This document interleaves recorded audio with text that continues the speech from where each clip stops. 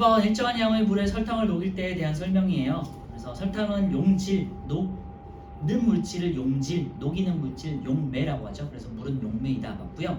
설탕이 물에 녹는 과정을 용해라고 하고 설탕과 물이 합쳐진 걸 용액이라고 한다고 했죠. 그래서 1번에 1, 2는 맞고요. 3번에 온도가 일정할 때 물에 녹을 수 있는 설탕의 양에는 한계가 있죠. 네, 이게 이제 용해도인 거고요. 4번 일정량의 물에 녹을 수 있는 설탕의 양은 온도에 따라 달라지고 보통 일반적으로 고체인 경우 온도가 높아질수록 용해도도 증가한다는 점. 답은 5번이에요. 온도가 일정할 때 물에 설탕이 최대로 녹아있는 용액은 최대로 녹아있다는 뜻은 다 녹았다는 소리니까 100% 포화 용액 되겠죠? 1번에 5번 용해도에 대한 설명을 옳지 않은 거 두 가지인데요. 용해도는 물질의 고유한 특성이다 맞고요. 용해도는 어떤 온도에서 용액 100g에 최대로 녹을 수 있는 용질의 그람 수이다 돼 있는데요. 여기서 틀린 게 맞을 것처럼 보이지만요. 용액이 아니라 용매 100g으로 고치셔야겠네요. 그죠? 용매 100g에 최대로 녹을 수 있는 용질의 그람 수고 용매와 용질의 그람을 합친 게 용액이 되겠어요. 그러니까 용액의 수는 더 커지겠죠. 그람은 3번은요. 용해도는 용질과 용매의 종류, 온도에 따라 달라짐으로 물질을 구분할 수 없다 돼 있는데요. 용해도는 물질의 고유한 특성이고 특정 온도 조건이라고 조건이 주어지겠죠. 2번, 3번이 틀렸어요. 4번에 고체의 용해도는 대부분 온도가 높을수록 증가하고요. 기체의 용해도는 온도가 높을수록 압력이 낮을수록 감소한다. 맞죠? 그래서 기체의 용해도 잘 기억해 주시고 고체의 용해도와 온도가 다르다. 온도 조건이 다르다는 거 기억해 주세요. 이번에 2번, 3번. 3번은요. 20도씨 물 50g. 어떤 고체 물질 40g. 물 50g에 용질이 뭔지는 모르겠고 40g이 녹아 있어요. 그리고 그럼 100g으로 기준을 하시면 되겠고요.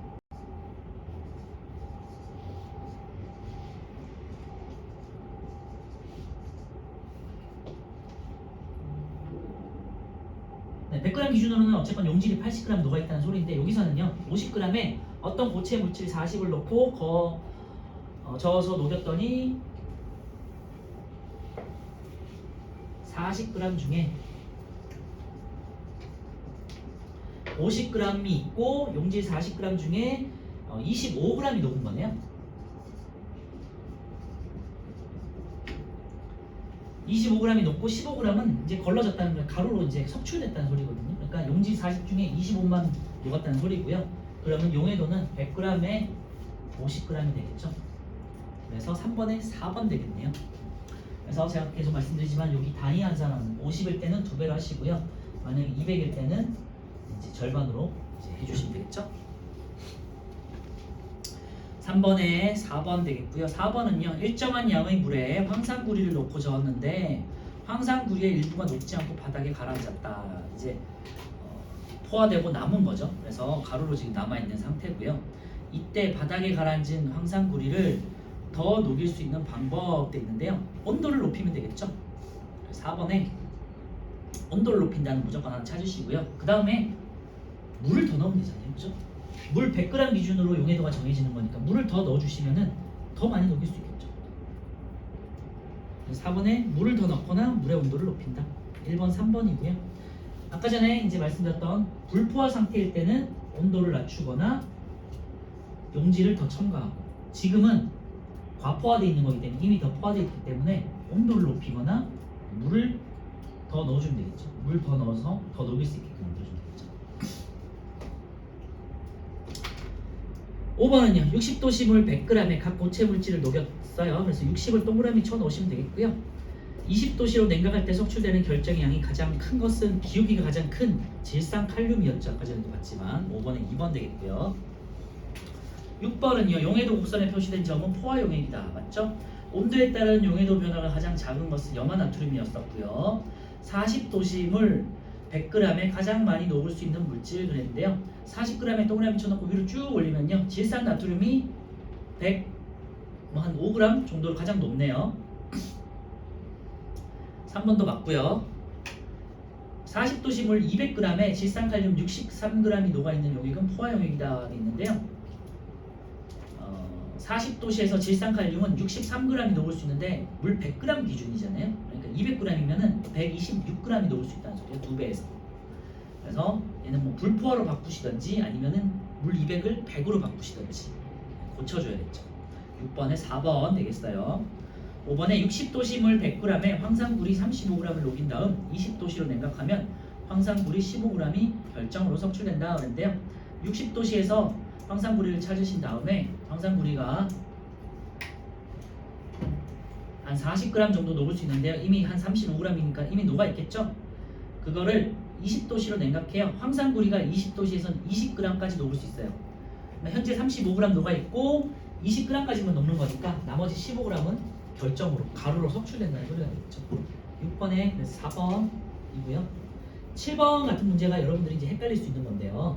질산나트륨 포화 용액 있잖아요. 포화에다가 동그라미 쳐놓으세요. 포화라는 건요, 물 100g 기준에 녹아 있는 걸 말하는 거잖아요.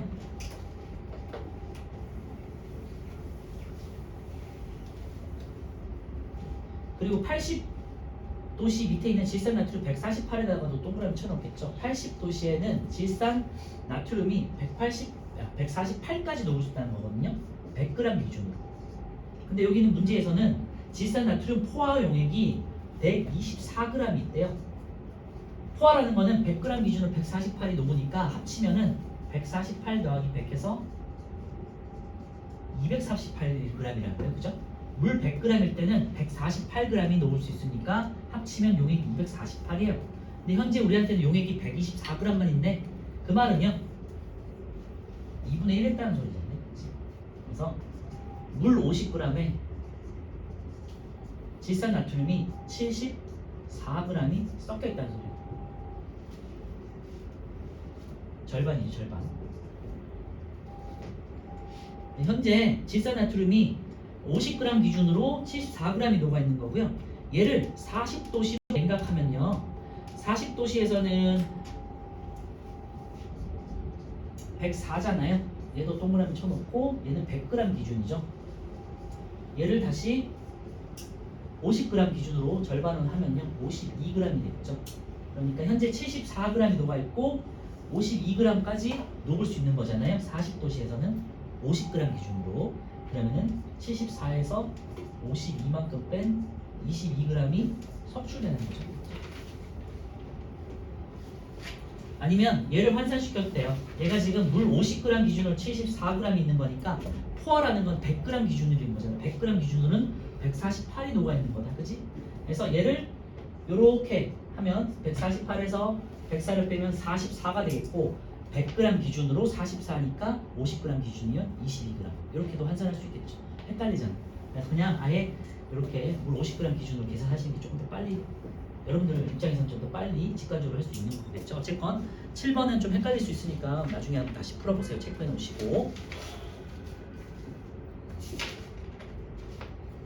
8번요.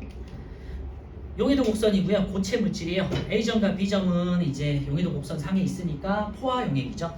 그리고 C는 불포화. 1번 틀렸고, 2번 C점의 용액에는 용질을 더 녹일 수 있겠죠.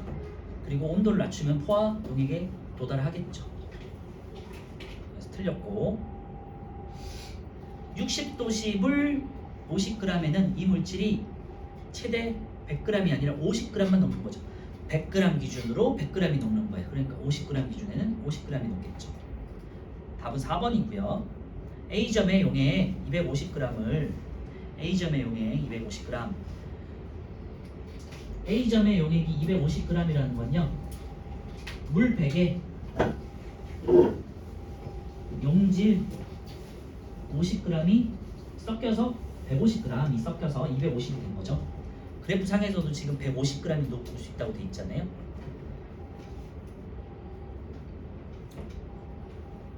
(60도까지) 낮추면요, 60에서는 100g이니까요 50g이 석출되겠죠. 150에서 100을 뺀 50이 석출되겠죠. 석출되는 거 많이 헷갈리실 테니까 복습할 때 연습 많이 해보세요. 아까 전에 그 앞에 안 하고 넘어갔던 연습 문제 꼭 풀어보세요. 5번은요, C점의 용액 같은 경우는요 불포화 상태고 온도를 낮춰야 포화 용액에 도달하겠죠. X축에서 왼쪽으로 가야 되니까 온도를 낮춰야겠죠. 그래서 8번에 4번이에요. 9번은 제가 아까 말씀드렸던 이제 기체의 용해도에 대한 거고요. 우리 결론 알잖아요. 온도를 낮춰야 용해도가 증가하고 압력을 증가시켜야 용해도가 증가한다. 그죠? 자, 발생하는 기포의 양 돼 있는데요. 이거 한번 순서대로 해보면요. 뚜껑이 닫혀 있는 거는 압력이 높은 거고요. 뚜껑이 열려 있는 건 압력이 낮은 거야. 그리고 찬물은 온도가 낮은 거고 뜨거운 물은 온도가 높은 거죠.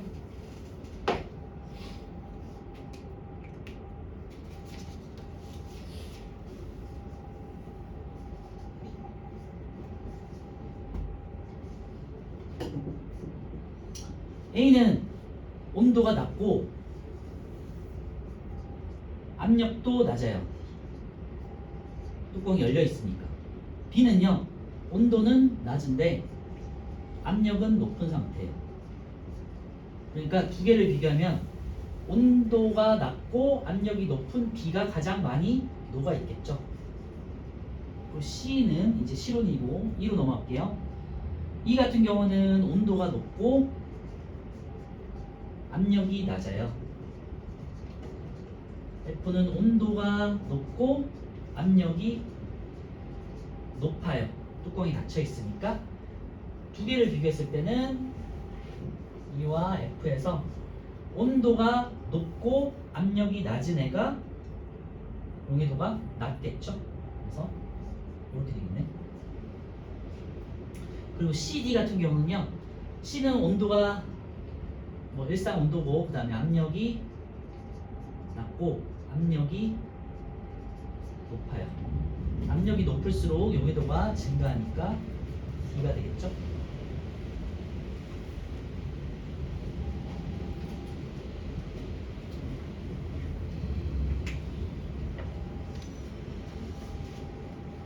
자, 발생하는 기포의 양은요. 기포의 양이 많다는 거는 용해도가 작다는 소리고요. 그래서 용해도가 증가하는 겁니다.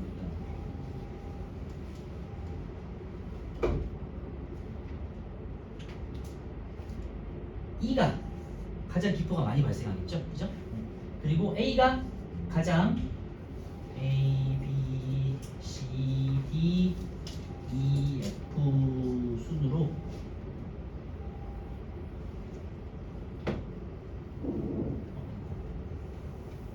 반대가 되겠죠.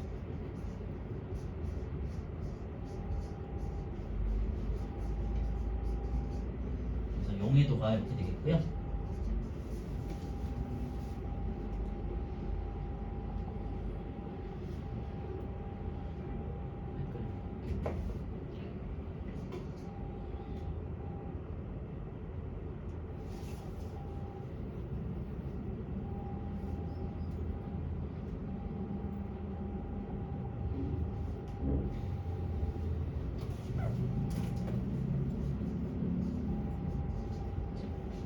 B가 용해도가 가장 크고요. 그 다음이 E가 용해도가 가장 작다. 그렇죠? 기포는요 반대가 되겠죠. 이렇게 반대. E가 가장 많이 발생하고 B가 가장 적게 발생하는 거죠. 그래서 어쨌든 1번 틀렸고요. 기체 용해도가 가장 작은 것은 이제 F이다. 틀렸고요. 온도가 높을수록 압력이 낮을수록 기체 용해도가 증가한다가 되겠죠. 아니죠. 죄송해요. 온도가 낮을수록 압력이 높을수록 기체 용해도가 증가한다. 4번은요. 기체 용해도와 압력의 관계를 설명하는 BDF를 비교해야 된다. 그런데요.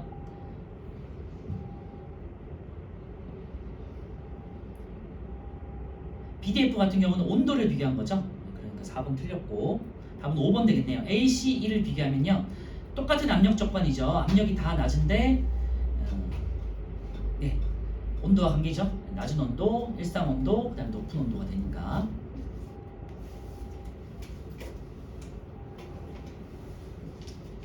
예. 그래서 다시 한번 잘 정리해 보시고요. 굳이 제가 이제 길게 나열하긴 했지만 두 개만 비교하시면 되죠. 두 개씩만 이렇게 비교할 수 있으면 되니까 잘 봐주세요. 10번은요. 기체 용해도와 관련된 현상 돼 있는데요. 해녀나 잠수부에게 잠수병이 생긴다. 맞죠? 이게 해녀나 잠수부 같은 경우는 수압이 낮은 곳에서 이제 갑자기 올라오면요. 그 기포사 우리 혈액 속에 녹아있던 질소가 갑자기 이제 기체 상태로 변하면서 잠수병에 걸릴 수 있다고 그랬잖아요. 그러니까 용해도와 관련된 게 되겠죠. 기억 맞고요. 탄산음료의 뚜껑을 열면 거품이 발생한다도 이거는 이제 뚜껑은 압력 조건이었잖아요. 그래서 압력에 따라서 용해도가 변하는 거니까 맞고요. 여름철에 물고기가 수면 위로 올라와서 뻐끔거린다. 이거는 온도와 용해도의 조건이었죠. 그래서 맞고요. 기억니은 디귿이고요. 물이 들어있는 컵에 얼음을 넣으면 얼음이 물을 끓다. 이거는 밀도와 관련된 현상이었잖아요. 얼음이 될 때 부피가 커지면서 밀도가 작아지니까 얼음이 물보다 끈다 그랬죠. 그래서 여러분들 카페에서 먹는 음료도 보면 항상 얼음이 위쪽에 떠 있잖아요. 그 이유가 얼음이 더 가벼워지기 때문이다. 생각하시면 돼요.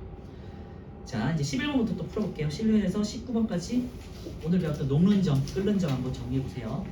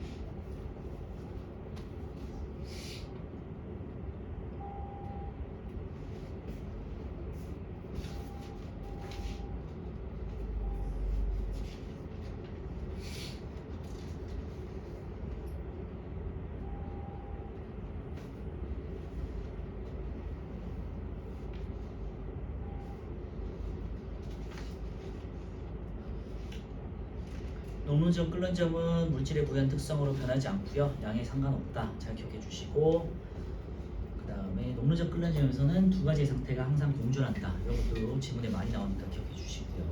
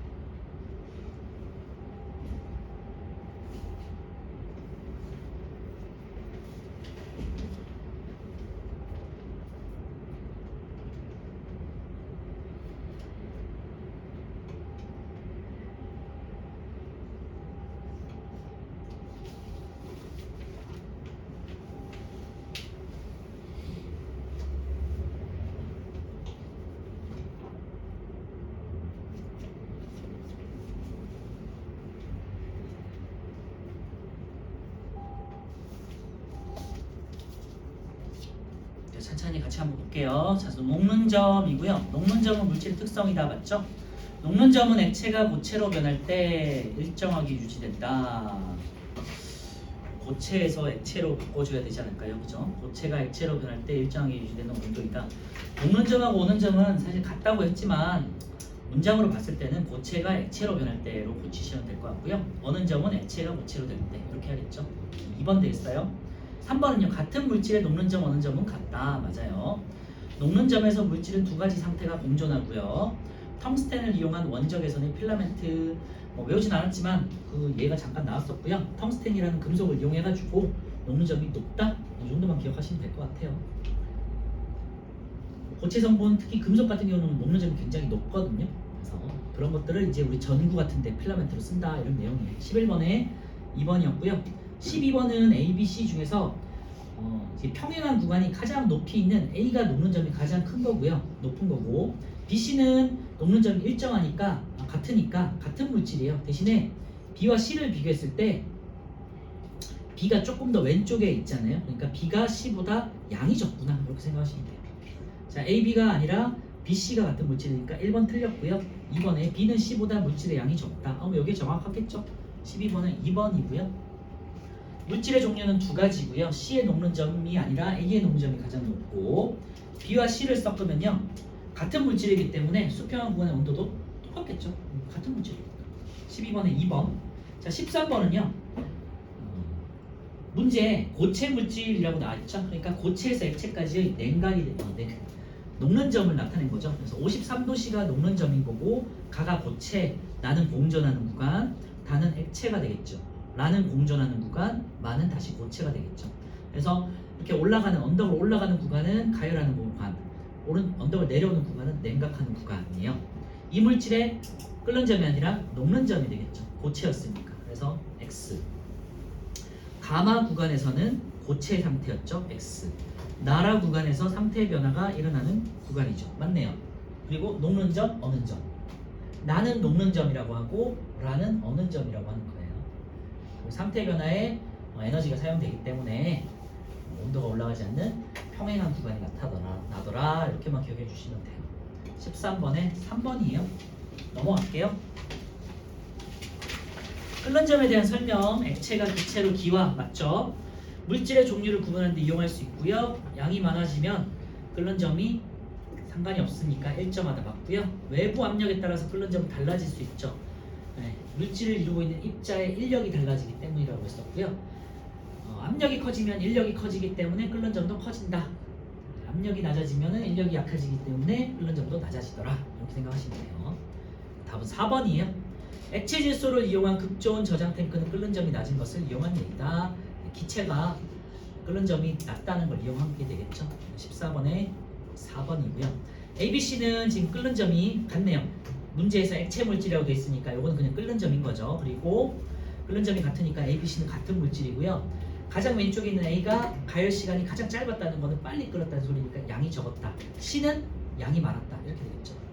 A, B, C는 끓는 점이 같아요. 1번 X. 가장 먼저 끓기 시작한 건 A니까 X. C가 가장 많으니까 X. A, B, C는 같은 종류의 물질이다. 왜? 끓는 점이 같으니까. 4번이에요. 불의 세기를 강하게 하면 수평 구간의 온도가 높아지는 게 아니라 수평 구간에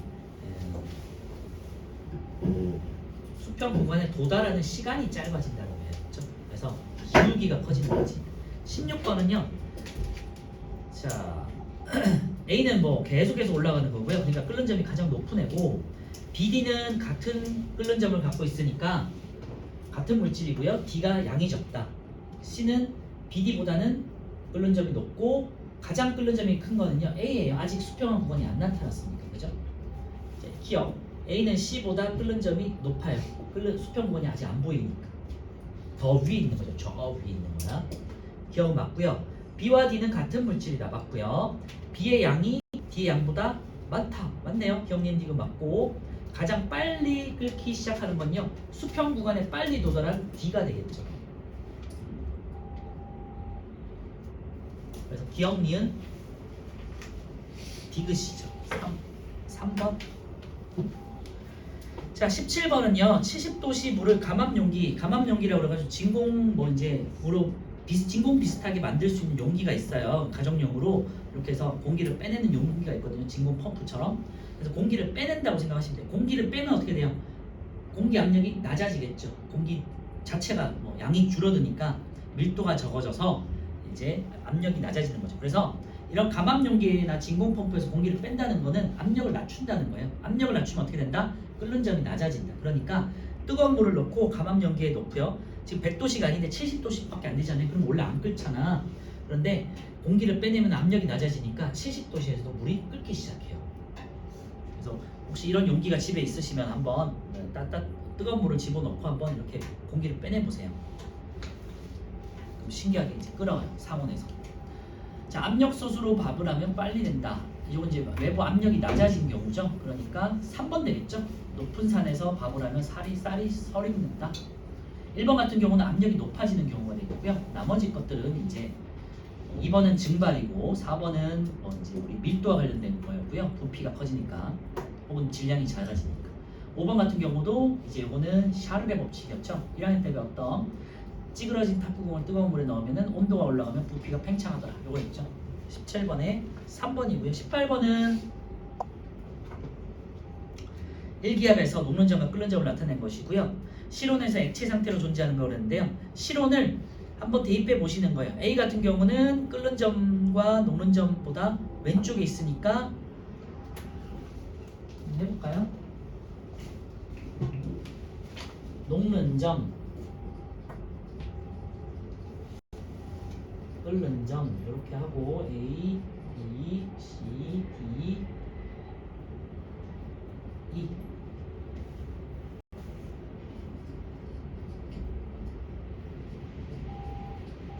자, 25도씨는 여기 왼쪽에 있죠. 그러니까 고체. 그 다음에 5.6과 80.1이에요. 25도